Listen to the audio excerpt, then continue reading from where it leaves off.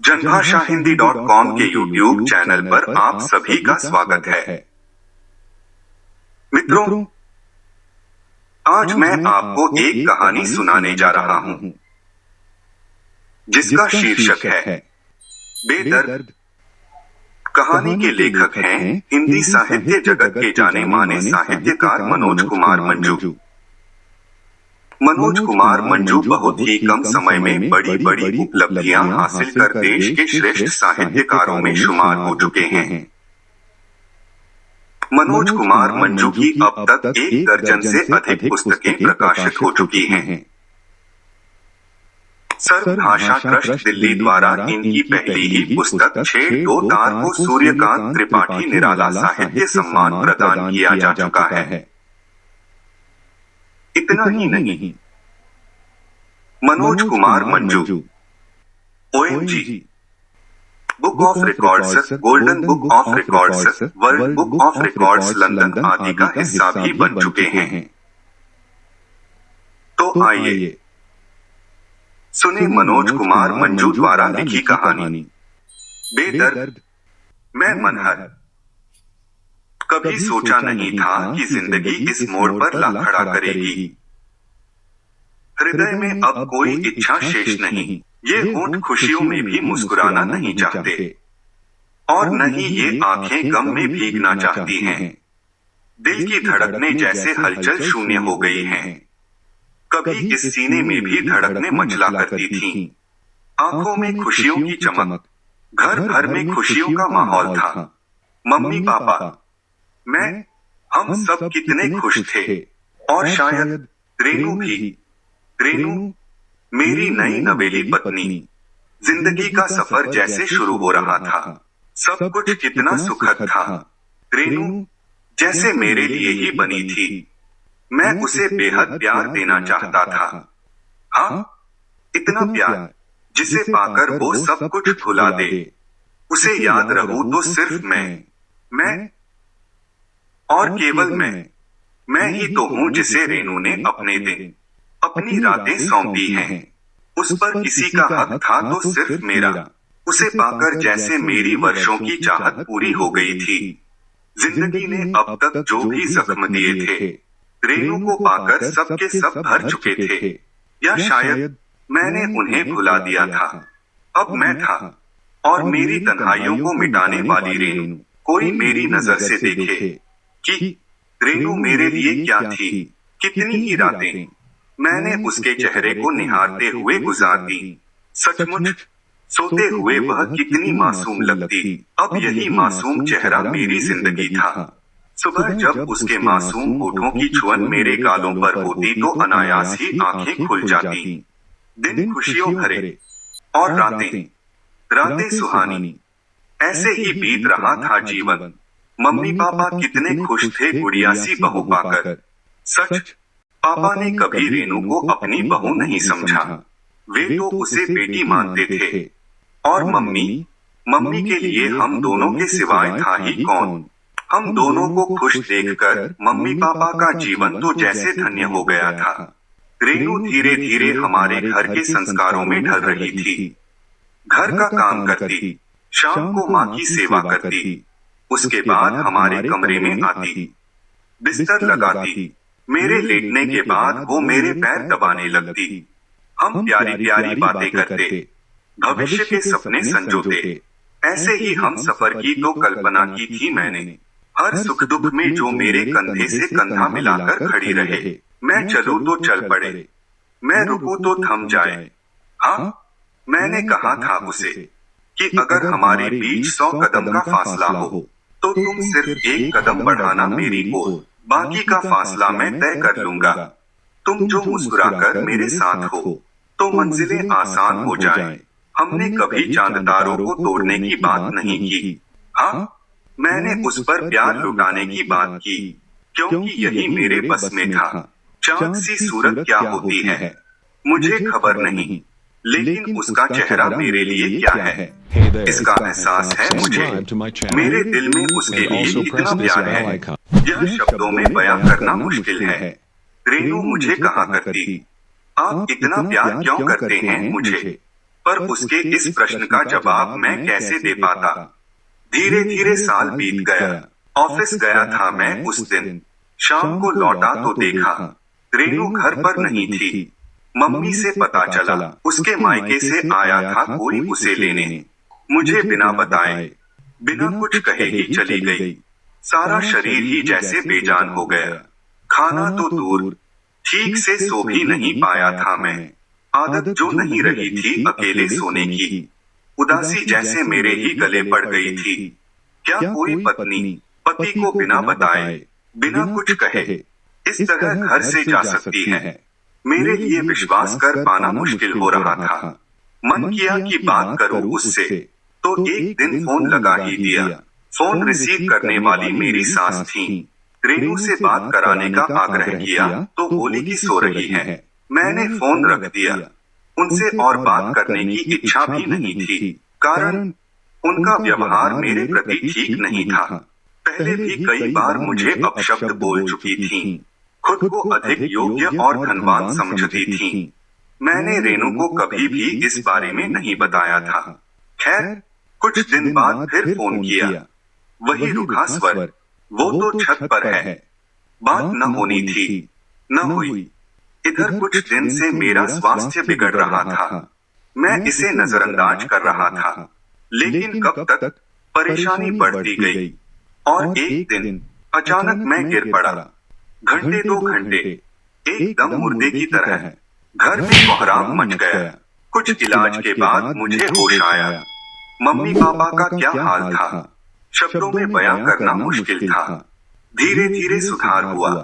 मैंने रेनू को फोन करके बताना चाहा, परंतु रेनू का जो जवाब सुना, मुझे मेरे कानों पर विश्वास ही नहीं हुआ। उसका जवाब था, तुम तो झूठ बोलते हो।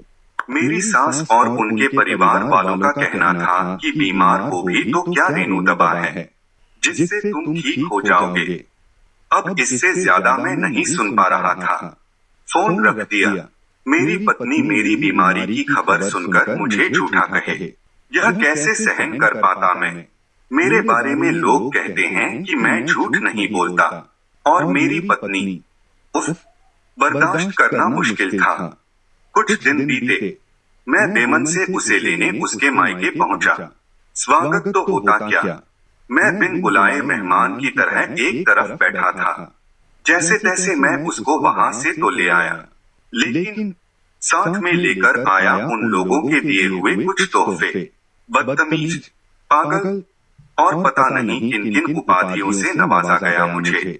इससे बड़ा तोहफा और क्या मिल सकता था मुझे अपनी ससुराल से। मैंने महसूस किया रेनू पूरी तरह बदल चुकी थी। उसका रूखा व्यवहार मुझे परेशान कर रहा था। जो कभी मम्मी के सीने से लगकर खुश होती थी, वही अब उन्हें जवाब देने लगी थी। घर का माहौल अशांत हो गया। रेनू कमरे में लेटी थी। मम्मी ने कई बार पूछा, क्या हुआ, लेकिन कोई जवाब नहीं मिला। खाना भी जैसे तैसे मम्मी ने खिलाया उसे। कुछ न बताने पर मम्मी झुंझला गई थी। शाम को जब मैं लौटा तो देखा रेनू अभी भी कमरे में लेटी थी। मुझे देखकर भी कोई प्रतिक्रिया नहीं। तभी पापा ने बुलाया। मैं गया। बेटा, रेनू को क्या समस्या है? कुछ बताती ही नहीं। तुम्हारी मम्मी सुबह से कई बार पूछ चुकी है, पर कुछ बोलती ही नहीं। तभी मम्मी बोल पड़ी, न बोलती है, न कुछ बताती है। सुबह से कमरे में पड़ी है, बर्तन साफ करने को पड़े हैं। मेरे मुंह से अनायास ही निकल गया, मैं कर लूंगा साफ। सच तो यह था कि घर के माहौल ने मुझ में झुंझलाहट भर दी थी। मैं सीधा रेनू के कमरे में चला गया। मैं कुछ कहने ही वाला था कि रेनू ने आरोपों की झड़ी लगा दी।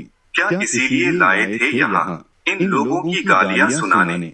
और पता नहीं कितने ही खंजर मेरे सीने में चुभ होती गई वो। मेरी तबीयत ठीक नहीं, और तुम्हारी मम्मी मुझसे ऐसा बर्ताव करती हैं। मैं जानता था मम्मी कभी कभी झुंझला जाती, लेकिन गाली कभी नहीं, कभी भी नहीं। मम्मी को भी तो बता सकती थी कि तुम्हारी तबीयत खराब है। मैंने बस इतना ही कहा उसे। कमरे से बाहर निकला तो 2 बूंद आंसू आंखों से लुढ़कते हुए सीने में समा गए। उसे दबा दिलाने के बाद मैं उसी के पास बैठ गया था। कभी सर दबाता तो कभी पानी की पट्टियां रखता। खाना भी मैंने उसे अपने हाथों से खिलाया था। वो सो गई थी, पर मेरी आंखों में नींद कहाँ। सो कैसे सकता था मैं? इतना सब सुनने के बाद सोच रहा था, क्या ये वही रेनू है? कितने ही सपने सजाए थे उसे लेकर अपनी आंखों में, सब बिखरते नजर आए। मैं हमेशा यही कोशिश करता कि वह खुश रहे। उसकी खुशी के लिए मैंने अपने आदर्शों को भी भुला दिया। उस दिन घर पर कुछ मेहमान आए हुए थे। मेरी एक रिश्तेदार मेरे साथ ही खाने बैठ गई। उसे मेरे साथ मेरी थाली में खाता देख रेनू को पता नहीं क्या हुआ। उसका गुस्सा उसके चेहरे पर साफ झलक रहा था। रात को सोने के समय जब रेनू कमरे में आई तो मुझ पर बरस पड़ी। उसने सीधा मुझे चरित्रहीन ठहरा दिया। उफ, मैं तो सपने में भी नहीं सोच सकता था कि वो मेरे बारे में ऐसे विचार रखती है। उसने मुझ पर कीचड़ उछाला। मुझे याद है, शादी से पहले की वो रात, मैं अपने एक रिश्तेदार के यहाँ ठहरा था। पड़ोस की एक लड़की मुझसे किसी न किसी बहाने बात करने की कोशिश करती। एक रात मैं बाहर ही गली में सो गया। वो मेरे बिस्तर पर आकर बैठ गई। उसे देखते ही मेरे हाथ पांव फूल गए। किसी ने देख लिया तो मेरी इज्जत खाक हो जाएगी। मैंने उससे विनती की, लेकिन वो मेरे करीब आती ही जा रही थी। अचानक आगे बढ़कर उसने मेरे कुमारे होठों को छू लिया। मैं जैसे बौखला गया। मैंने उसे दूर धकेला। तुम पछताओगे, कहती हुई वह चली गई। मुझे पसीने छूट रहे थे। काश रेनू समझ पाती तो शायद आज मुझे चरित्रहीन न कहती। ये घूंट भी मैं पी गया। दिन गुजरे, मैं उसे समझाने की कोशिश में था, परंतु उस पर कोई प्रभाव नहीं पड़ा। एक दिन उसने मुझे बताया, वो माँ बनने वाली है। मैं तो जैसे खुशी में झूम उठा। मम्मी पापा कितने खुश हुए थे जानकर। मैंने तो बच्चे का नाम भी सोच लिया था, पर शायद ईश्वर को कुछ और ही मंजूर था। रेनू की तबीयत अचानक बिगड़ने लगी। हॉस्पिटल ले गया मैं उसे। डॉक्टर ने बताया ऑपरेशन होगा। मेरी तो जैसे जान ही निकलने वाली थी। रेनू के मायके वाले भी आ गए थे। ब्लीडिंग से खून ज्यादा ही बह गया था। डॉक्टर ने खून चढ़ाने को बोला। मैंने तुरंत अपना खून दिया। इधर मेरी रेनू जिंदगी और मौत से जूझ रही थी। उधर मेरे सास ससुर बाहर बैठे षड्यंत्र रच रहे थे। उन्होंने मुझसे कहा था, मेरी बेटी को कुछ हो गया तो सबको जेल दिखा देंगे। उस वक्त मैं इन सब बातों से परे था। सोच रहा था तो सिर्फ रेनू के बारे में। ऑपरेशन हुआ। बच्चा मेरी किस्मत में नहीं था, लेकिन मेरी रेनू सलामत थी। बस और क्या चाहिए था मुझे। मम्मी कभी पैर दबाती तो कभी सर। रात दिन एक कर दिए उन्होंने। मेरी सास भी आती, सच धज कर सिर्फ हमारे दिलों में नश्तर चुप होने। देखने वाले भी कहते, कैसी औरत है। बेटी का ऑपरेशन हुआ, दामाद बेचारा बुझ सा गया है। और इसे देखो, लगता है किसी फैशन शो में आई है। खैर, टांके कटने के बाद मैं रेनू को घर ले आया। धीरे धीरे सुधार हुआ। मैं भी अब हल्का महसूस कर रहा था। खून देने के बाद थोड़ी कमजोरी तो थी ही, पर उसकी परवाह नहीं थी मुझे। रेनू पूरी तरह से ठीक हो चुकी थी। मुझे लगा कि अब शायद उसमें बदलाव आएगा। अब तक तो 7 फेरों का रिश्ता था हमारे बीच, पर अब तो खून का रिश्ता भी हो गया था। मैं अक्सर समझाता उसे। सर पर हाथ रखकर उसने मेरी कस्में भी खाई कई बार, लेकिन उसके स्वभाव में बदलाव नहीं आया। सुना था, प्यार से तो पत्थर भी पिघल जाते हैं, लेकिन रेनू पता नहीं किस पत्थर की बनी थी। मेरे आंसू भी उस पर कोई प्रभाव नहीं डाल सके। मैं थक चुका था। अब तो मैंने उसे समझाना भी छोड़ दिया था। सच कहूं तो मुझे अपने आप पर क्रोध आने लगा था। एक बेवफा औरत के लिए मैं अपने माँ बाप पर झल्ला पड़ा। अब नहीं, जो उसके जी में आए करे। मैं उसे कुछ नहीं कहूंगा। वक्त गुजरा। सुबह से मुझे हरारत महसूस हो रही थी, और फिर बुखार के कारण मैं लेट गया। बदन में बड़ा तेज दर्द था। तभी पता चला रेनू के मायके से कोई आया था उसे लेने। रेनू जाने के लिए तैयार हो रही थी। मेरे पास आई। मैं घर जा रही हूँ, इसीलिए तुम बहाने बनाकर लेटे हो और पता नहीं क्या क्या बोलती रही। दर्द से मैं करवटें बदल रहा था, लेकिन उसने मेरी तरफ ध्यान नहीं दिया। अब तो मुझे भी उससे कोई आशा शेष नहीं रही थी। दुख था तो इतना कि मैं एक बेदर्द औरत पर जान छिड़कता रहा। वो जा चुकी थी मुझे तड़पता छोड़कर। अब तो खामोशी ही जैसे मेरी जीवन संगिनी बन चुकी है। हाँ, हर तरफ खामोशी ही खामोशी।